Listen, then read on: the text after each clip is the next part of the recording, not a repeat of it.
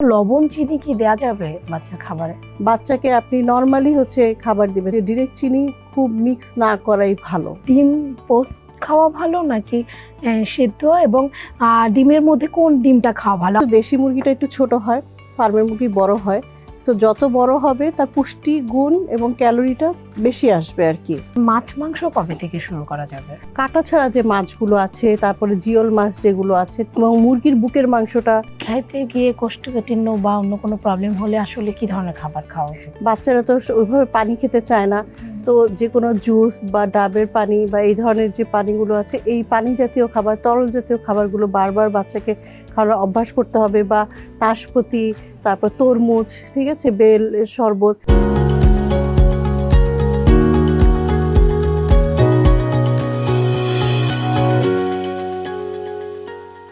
দর্শক, JMI group presents TBS ভালো থাকুন আপনাদের স্বাগত জানাচ্ছি। আমি তাওসিয়া তাজমিম। আমাদের আজকের আলোচনার বিষয় শিশুর প্রথম পরিপূরক খাবার।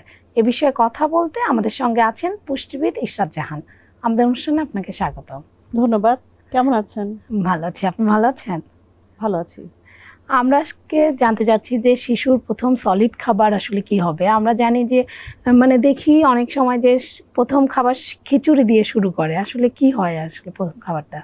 আমাদের ট্রেডিশনই গিয়ে বাচ্চাকে খিচুড়ি দিতে হবে, সব ধরনের খাবার মিলিয়ে যে আমরা খিচুড়ি করি, পিশপাশ বলে আর কি। হ্যাঁ, তো এই ধরনের খাবার। কিন্তু আপনি দেখেন, আমরা বড়রা যখন খিচুড়ি খাই যেদিন, ডাল চালে মিক্স করে একটা খাবার, সেদিন আমাদেরই কিন্তু একটু অস্বস্তি হয়, তাই না?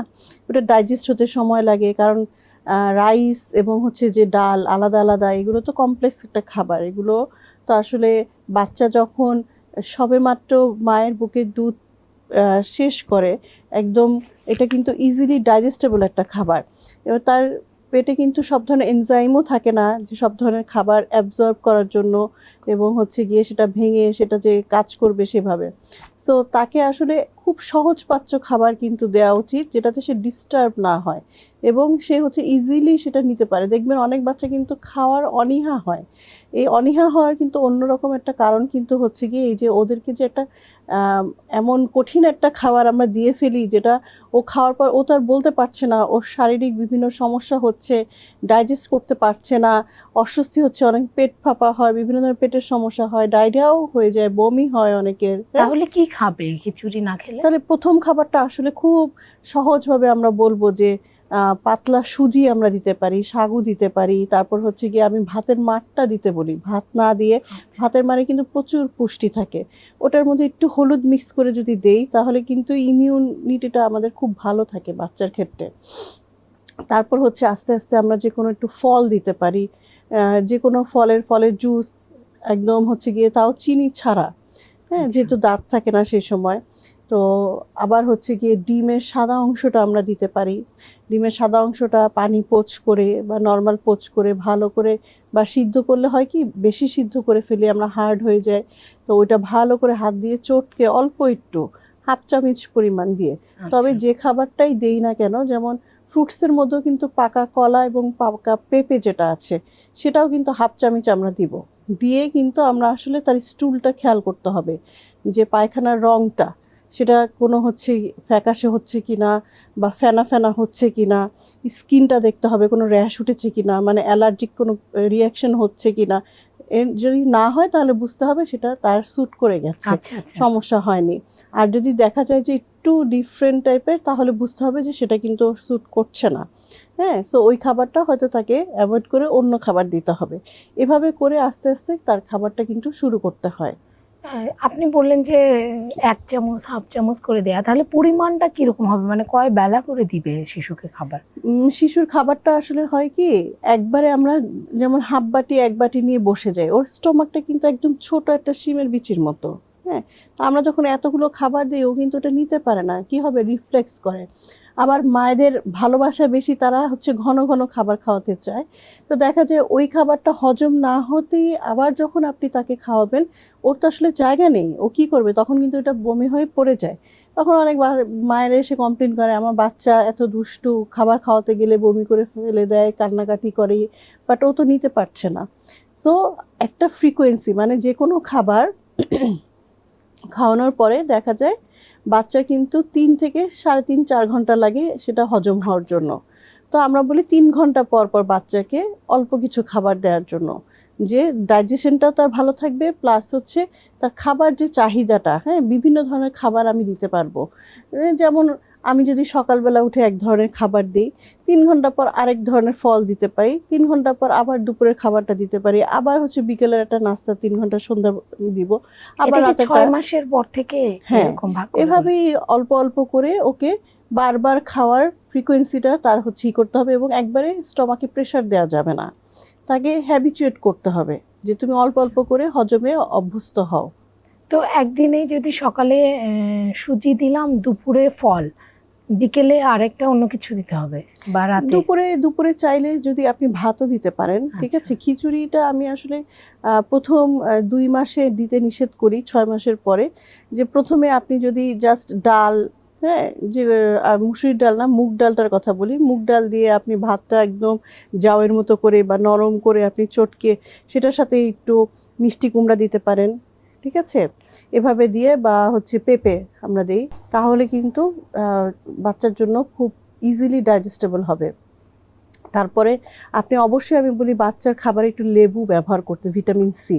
ভিটামিন সি কী করে, এখান থেকে আমাদের অনেক ধরনের ভিটামিন মিনারেলস অ্যাবজর্ব করতে সাহায্য করে, যেটা এটা না দিলে 10 টাইমস কম হচ্ছে গিয়ে সেটা অ্যাবজর্ব হয়।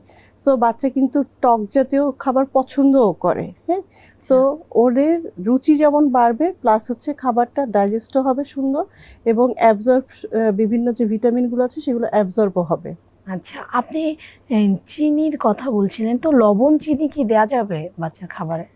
আসলে বাচ্চাকে অনেকেই বলে যে লবণ চিনি দেওয়ার ব্যাপারে রেস্ট্রিক্টেড করে, কিন্তু আমাদের ন্যাচারাল খাবারের মধ্যেই কিন্তু আল্লাহ তাআলা ওইগুলো দিয়ে দিয়েছে। যেমন আমি কিন্তু আর্টিফিশিয়াল খাবারের কথা একদমই অ্যাভয়েড করি, কারণ আপনি বাচ্চাকে বড় হয়ে যখন কোনো খাবার দিতে চাইবেন না, সেটা ছোটোবেলা থেকেই আপনি স্ট্রাকচারাল করবেন যে আমার বাসায় এটা আসবে না, ঠিক আছে। একটু বড় হওয়ার পর অনেক বাচ্চারা বলে না, মারা আমার কাছে কমপ্লেন করে ও চিপস ছাড়া কিছু খায় না, কোল্ড ড্রিঙ্কস খুব পছন্দ করে, চকলেট খুব পছন্দ করে। তা আমি কিন্তু সবসময় বলি যে আসলে ও প্রথম এটা কিভাবে চিনলো, ও তো আর নিজে থেকে দোকানে যেয়ে চিনেনি। তা আপনি তো জানতেন যে এটা খারাপ এবং আপনি ভবিষ্যতে ওকে দেবেন না, এবং এগুলোতে অনেক অ্যাডিটিভস থাকে, যেগুলো হচ্ছে এই যে কেমিক্যালসগুলো থাকে, এগুলো তার বডিটাকে কি করে, উত্তেজিত করে, নার্ভটাকে উত্তেজিত করে, হ্যাঁ, যার কারণে সে এনার্জেটিক ফিল করে, ও ও হচ্ছে না চাইতে ওইটা গুড ফিল করে, যার কারণে ওই ধরনের খাবারগুলোকে ও কি হয়, ক্যাচি হয়। এবং ঘরের খাবারে তো আসলে ওটা নর্মালি থাকে না, সেই ধরনের টেস্ট বারটা তৈরি হয় না, তাই না, খুব নর্মাল আমাদের সাদামাটা থাকে ঘরের খাবার, স্বাস্থ্যসম্মত যে খাবারগুলো, যার কারণে দেখবেন যারা ওই বাইরের খাবারে অভ্যস্ত থাকে তারা কিন্তু ঘরের খাবারটা খেতে চায় না একদমই। সো বাচ্চাকে হেলদি করতে হলে, স্বাস্থ্যকর খাবারে যদি অভ্যাস করতে হয়, প্রথম থেকেই আপনাকে বাইরের যে অ্যাডিটিভস টাইপের খাবারগুলো সেগুলো একদমই আপনাকে তাহলে কি বাদ দিতে চিনি হবে। বা লবণ দিলে কি অল্প না পরিমাণে না, দেয়া সেটা যাবে? আপনি দিতে পারেন, যেমন অ্যাডিটিভস আচ্ছা। বলতে টেস্টিং সল্টের কথা আমি হ্যাঁ। বলছি, হ্যাঁ। যেমন হচ্ছে গিয়ে আমরা এক্সট্রা কোনো যে সস এই ধরনের খাবারগুলো না দিয়ে বাচ্চাকে আপনি নর্মালি হচ্ছে খাবার দিবেন। যেমন আমরা যেমন ফল খাচ্ছি, সেখানে মিষ্টি কিন্তু পাচ্ছি। এখন আপনি বলতে পারেন আমি যদি পায়েস পুডিং করি তখন আমি কি দেব, তখন আপনি চাইলে কিন্তু একটু মিষ্টি ব্যবহার করতে পারেন, গুড় ব্যবহার করতে পারেন, ন্যাচারাল যেটা মিষ্টি। আবার হচ্ছে কোনো যদি আপনি মিল্ক শেক বা বানানা শেক এগুলো দেন একটু বড় বাচ্চা হওয়ার পরে, আর কি 2 বছরের পরে যখন আমরা দিই এগুলো, তখন আপনি কিন্তু খেজুর, কিশমিশ এগুলো ব্যবহার করতে পারেন, ন্যাচারাল যে হচ্ছে সুইটেনার আমরা বলি, হ্যাঁ, এগুলো কিন্তু হার্মফুল না বাচ্চার জন্য। এমনিতে কি 6 থেকে 1 বছর পর্যন্ত চিনি দেয়া যাবে না, কি যাবে, এরকম কিছু আছে? চিনি, ডিরেক্ট চিনিটা আমরা বলি যে ডিরেক্ট চিনি খুব মিক্স না করাই ভালো। আচ্ছা, ঠিক আছে, বাই প্রোডাক্টগুলো ব্যবহার করা সবচেয়ে ভালো, ঠিক আছে। মিষ্টি ব্যবহার করতে পারি আমরা, গুড় ব্যবহার করতে পারি, হ্যাঁ, আচ্ছা, এই চিনির জিনিসগুলো পরিবর্তে আমরা এগুলো ব্যবহার করতে পারি। আর আপনি ডিমের কথা বললেন, ডিম পোস্ট খাওয়া ভালো নাকি সেদ্ধ? এবং ডিমের মধ্যে কোন ডিমটা খাওয়া ভালো? আমাকে অনেকেই জানতে চেয়েছে আমার কাছে যে দেশি মুরগির ডিম নাকি ফার্মের ডিম, কোনটা ভালো? আসলে এই অনেকের ধারণা থাকে দেশি মুরগিতে প্রচুর পরিমাণে পুষ্টি থাকে, কিন্তু দেখেন আমি কিন্তু লজিক্যালি বলি যে একটা ফার্মের মুরগি যারা হচ্ছে গিয়ে স্ট্রাকচারাল খাবার দাবার করে, ফর্মুলা, হ্যাঁ, ওর কিন্তু আসলে পুষ্টির অভাব হওয়ার কোনো সুযোগ নেই। কিন্তু দেশি মুরগি হচ্ছে কিন্তু বাইরে চড়ে, ও কিন্তু খুব স্বাস্থ্যসম্মত খাবার খায় না। সো আমার কাছে মনে হয় যে ফার্মের মুরগিও আপনি খেতে পারেন, দেশি মুরগি এটা আপনার চয়েস, কিন্তু এর মানে এটা না যে ফার্মের মুরগি কম স্বাস্থ্যসম্মত। আচ্ছা। আপনি খাবেন, বাট যেহেতু দেশি মুরগিটা একটু ছোট হয়, ফার্মের মুরগি বড় হয়, সো যত বড় হবে তার পুষ্টি গুণ এবং ক্যালোরিটা বেশি আসবে আর কি, এটা একটা বিষয়। আর ডিম অবশ্যই বাচ্চাকে দিতে হবে, কারণ ডিমে কোলিন থাকে, যেটা বাচ্চার ব্রেন ডেভেলপমেন্টের জন্য খুবই এটা কি ইম্পর্টেন্ট। 6 মাসের পরেই দেওয়া যাবে? হ্যাঁ, আপনি দিতে পারবেন, তবে হচ্ছে কুসুমটা একটু নিয়ে ঝামেলা থাকে, যেহেতু কুসুমটা গলায় আটকে যায়। সেক্ষেত্রে বাচ্চাদের মাদের বলি যে আপনি কুসুমটা একদম চামচ দিয়ে নরম করে দিয়ে যখন সিদ্ধ করবে আর কি, হ্যাঁ, তো ওটা হচ্ছে গিয়ে ডালের পানি যেটা থাকে সেটার সাথে একটু মিক্স করে নিল, আচ্ছা। একটু এক চিমটি একটু লেবু যেটা আছে লেবুর রস সেটা দিল, হ্যাঁ, দিলে দেখবেন একটা স্যুপের মতো একটা হালকা থিক একটা আসে, ওটা চামচে 1 চামচ খাইয়ে দিল, 2 চামচ খাইয়ে দিল, হ্যাঁ, এভাবে করে দিলে হবে কি গলায় আটকে যায় না বাচ্চার, এবং পুষ্টিটাও তার পূরণ হয়। আর সাদা অংশটা তো পুরোটাই হচ্ছে কি আপনার অ্যালবুমিন। সো অ্যালবুমিনটা অবশ্যই দেওয়া যাবে, এবং আপনি যদি বাচ্চা সিদ্ধ আপনি করতে পারেন, খুব হার্ড বয়েল করবে না, আবার একদম পানি পানি থেকে যাবে সেটাও না, কারণ যেহেতু এটাতে অনেক জীবাণু থাকে, পেটের সমস্যা হতে পারে। আর পোচ করলে নর্মাল অয়েল পোচও করতে পারে, পানি পোচও করতে পারে। পানি পোচ করলে এখানে একটা কথা আছে, যে পানিটাতে পোচ করবে সে পানি ফুটে ওঠার পরে ওখানে একটু ভিনেগার দিয়ে নিবে, তাহলে হয় কি যে ওই পানি পোচের যে অনেক জীবাণু থাকে, সেই জীবাণুগুলো কিন্তু আর অ্যাক্টিভ থাকে না, হ্যাঁ, ওটা আর পেটের সমস্যা না, কারণ পানি পোচ খাওয়ার পরেই অনেকের পেটের সমস্যা হয়। তো বাচ্চার মায়েরা মনে করে ডিমের থেকে তার অ্যালার্জি, আচ্ছা, কিন্তু আসলে কিন্তু সেটা না। তাহলে তো তেল দিয়ে পোজ করলেই হয়ে যায়, ঝামেলা শেষ। এটা আসলে অনেকে তেলটা হয়তো পছন্দ করে না, দিতে চায় না, আবার তেল পোচ করতেও পারে না, কারণ অনেক সময় শক্ত শক্ত হয়ে যায়, ঠিক আছে।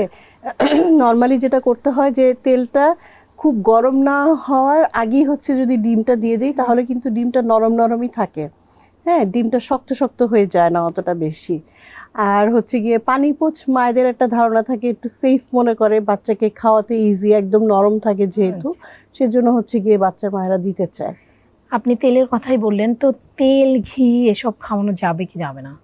অবশ্যই, কারণ বাচ্চা কিন্তু ক্যালোরির চাহিদা অনেক বেশি থাকে, কিন্তু তারা ইনটেক করে কম, খেতে চায় কম। সো তার যদি ক্যালোরি আমরা ব্যালেন্স করতে চাই, বাচ্চার কিন্তু তেলের মাধ্যমে আমরা খুব, আমাদের রান্নায় যতটুকু তেল ব্যবহার, বাচ্চার খাবারে আমরা সবসময় বলি 1 চামচ তেল বেশি দেবেন, ঠিক আছে। তাহলে হয় কি, বাচ্চার যে চাহিদাটা সেটা অল্প খাবার খেলে কিন্তু পূরণ হয়। আপনি মাঝে মাঝে ঘিও দিতে পারেন, আমরা যখন সুজি পাতলা করে সুজি দেই সেখানে কিন্তু আমরা ঘি দিতে পারি। আচ্ছা, তারপর হচ্ছে একটু পুডিং করতে পারি, পায়েস করতে পারি, সেটাও কিন্তু অল্প একটু ঘিয়ে চালটা ভেজে সেটা করতে পারি, এভাবে দেয়া যায়। আর মাছ মাংস কবে থেকে শুরু করা যাবে? হ্যাঁ, অবশ্যই মাছ মাংস দেয়া যাবে, এবং আমরা যেটা করি, বাচ্চা মুরগির প্রতি একটা ফ্যাসিনেশন থাকে, মুরগি দিতে দিতে মায়েরা এত বেশি পছন্দ করে, কিন্তু আমি সবসময় বলি যে কাটা ছাড়া যে মাছগুলো আছে, তারপরে জিওল মাছ যেগুলো আছে, ঠিক আছে, সেই মাছগুলো কিন্তু এক এক মাছের কিন্তু এক এক ধরনের টেস্ট, এবং বাচ্চাকে মাছ দিলে কিন্তু ও ছোটবেলা থেকেই মাছ খাওয়ার প্রতি তার আগ্রহ জন্মাবে। সো আমরা সপ্তাহে যদি এরকম ভাগ করে নেই, বা দিনে এরকম ভাগ করতে পারি যে একবেলা মাছ দিব, একবেলা মুরগি দিব, হুম, এবং মুরগির বুকের মাংসটা, রানের মাংসটা, এগুলো কিন্তু খুব সফট হয়, নরম হয়, এগুলো কিন্তু আমরা সুন্দর করে বাচ্চাকে দিতে পারি। বা একটু বড় হওয়ার পর যখন দাঁত চিউইং হয়, তখন কিন্তু তার হাতে ধরিয়ে দিতে পারি, তাহলে ধরে ধরে খাওয়ার যে অভ্যাসটা সেটা তার হবে। পাশাপাশি হচ্ছে গিয়ে মাছের ক্ষেত্রে আমি বলবো যে ছোট মাছটা আসলে একদম কম বয়সে না দিয়ে, বড় যে মাছগুলো আছে যেগুলো হচ্ছে কাটা ছাড়া আমরা বলি, সেগুলো আইড় মাছ দিতে পারি, রিঠা মাছ দিতে পারি, কোরাল মাছ দিতে পারি, ঠিক আছে। শিং মাছ, মাগুর মাছের কথা আমরা বলি, যে বাচ্চার, যেসব বাচ্চা হচ্ছে অ্যানিমিক থাকে, একটু রক্ত কম থাকে, ঠিক আছে, তাদেরকে এই মাছের ঝোলটা দিয়ে ভাতটা মেখে দিলে লেবু দিয়ে, সেটাতে কিন্তু খুব চমৎকারভাবে তাদের যে প্রয়োজনীয় পুষ্টি সেটা কিন্তু পূরণ হয়। আচ্ছা, কলিজা বা গরু মাংস কি দেয়া যাবে? এটা একদম ওই যে যেটা বলছি যে এত ছোট বাচ্চাকে আমরা দিব না। আচ্ছা, হ্যাঁ। এটা কখন দেওয়া যাবে? এটা হচ্ছে আমরা 1.5 থেকে 2 বছর পরে আমাদের দেয়া ভালো, বিশেষ করে গরুর মাংসটা। এটা ফাইবারটা অনেক হার্ড থাকে এবং এটা খুবই ফার্স্ট ক্লাস প্রোটিন। পুষ্টি যতই ভালো হোক কিন্তু হচ্ছে গিয়ে ওর তো অ্যাবজর্ব করতে হবে। জি, জি। হ্যাঁ, তো অ্যাবজর্পশনে হয়তো প্রবলেম হতে পারে, অনেক সময় খাওয়ানোর পরে দেখা যায় কনস্টিপেশনও হয়ে যেতে পারে। আচ্ছা। সো এই ধরনের খাবারটা অ্যাভয়েড করাই ভালো। তো এই খাইতে গিয়ে কোষ্ঠকাঠিন্য বা অন্য কোনো প্রবলেম হলে আসলে কি ধরনের খাবার খাওয়া উচিত? হ্যাঁ, কোষ্ঠকাঠিন্য হলে অবশ্যই মাকে খেয়াল করতে হবে। বাচ্চারা তো ওইভাবে পানি খেতে চায় না।